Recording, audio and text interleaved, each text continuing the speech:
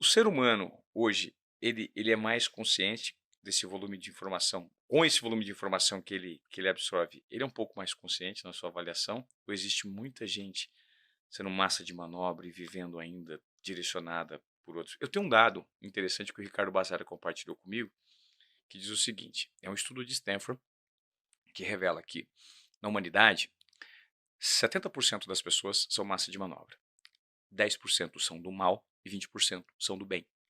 E existe uma alternância de poder entre os 20% do bem e os 10% do mal. E ele exemplifica, inclusive, o momento em que o Hitler estava no poder, ele fazia parte desses 10% e que direcionava a humanidade para o mal. Isso é um estudo que revela. Você acredita que esses 70% hoje estão criando mais consciência e posicionamento crítico, ou eles continuam sendo massa de manobra? Massa de manobra ainda. É, né? É gado. A massa é a massa. Isso não vai mudar. Se você pegar história de revolução, quem faz revolução não é o povo. O povo tá fazendo a vida deles, pô. Tá trabalhando. A gente citou o Harari aqui do Sapiens, Sim. né? Tem uma frase muito interessante no Sapiens que ele fala que a história é escrita por alguns poucos indivíduos, enquanto o resto do mundo ara campos e carrega balde de água. Porque é isso. A massa continua sendo a massa, ela continua vivendo a vida dela, e você tem essas pontas, né? E esse pessoal que faz revolução. A revolução acontece quando? Você pega, por exemplo, estava tendo protestos em Cuba. Se o governo cubano fosse cair, não é porque o povo ia derrubar, é porque no governo você tem alguém no poder e você tem pessoas próximas ao poder insatisfeitas. E esse cara vê uma oportunidade, ele vai e derruba o cara. Então, esse pessoal usa o povo para manobrar. É sempre assim. Você pega qualquer revolução, Revolução Francesa, você tinha uma elite intelectual insatisfeita, né? Aí eles foram e manobraram com o povo para derrubar a monarquia e começar lá um novo regime. Você pega a Revolução Bolchevique, Revolução 17 na Rússia, a mesma coisa. Os socialistas eram pessoas que estavam na França, nos cafés de Paris, né?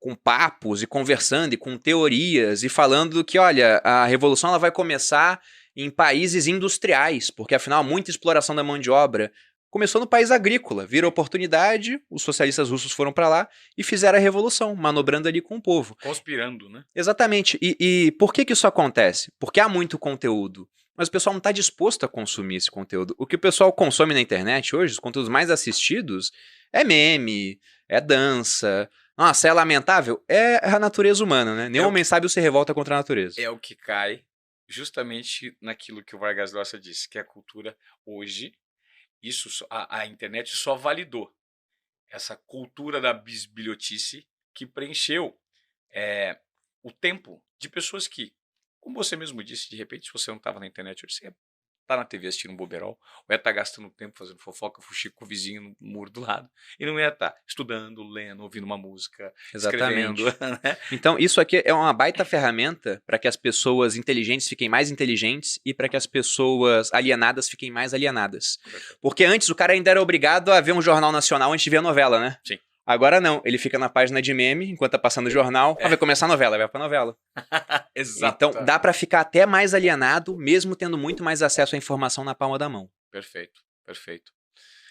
Cara, eu acho que eu passaria o dia conversando com você, Eu Bruno, porque fico lisonjeado, cara. é tão gostoso assim. Eu acho que uma vez eu conversei com foi com o Rafa Velar, eu acho, que eu acho que a principal característica que transforma uma pessoa em alguém de fato atrativa é o poder intelectual, né? E pessoas interessantes são pessoas interessadas. São Sim. aquelas pessoas que se interessam por assuntos, se interessam por. Se você se interessou por vir aqui, em compartilhar seu conteúdo, você se transforma em uma pessoa muito interessante por isso, né? Pelo leque de lentes que você consegue desenvolver raciocínios e trazer pontos de vista. Para a gente ir encerrando, mesmo alguém com essa formação e com esse hábito de estudo, de consumir conteúdo, o digital te proporcionou você ter muito mais acesso à informação e se capacitar cada vez mais. Mesmo assim, você enfrenta micro derrotas no dia a dia? E qual que é o seu mindset para lidar com elas? Para inspirar quem está nos assistindo. Porque as pessoas, elas olham para você, puta, hoje o Bruno, o cara que faturou 35 milhões com o curso dele, hoje faz parte de um grupo, está muito maior, está escalando tudo isso. Qual que é a derrota? E qual que é a briga interna que, independentemente do seu nível de dinheiro, seu nível intelectual, todos os seres humanos enfrentam? Olha, a gente está numa fase agora no grupo onde tem uma avaliação lateral, assim, né, entre as pessoas, né, do pessoal que está nos cargos de liderança para os liderados e dos liderados para o pessoal do cargo de liderança. Então é uma avaliação 360. E ontem, numa reunião, estava falando sobre como dar feedback, para que você não machuque as pessoas com isso, né?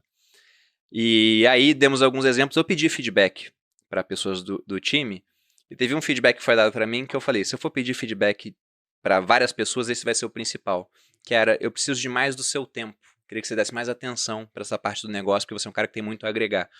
Só que se eu for pedir um feedback para minha esposa hoje, ela vai falar a mesma coisa. Você está passando muito tempo fora, precisa dar mais do seu tempo para mim.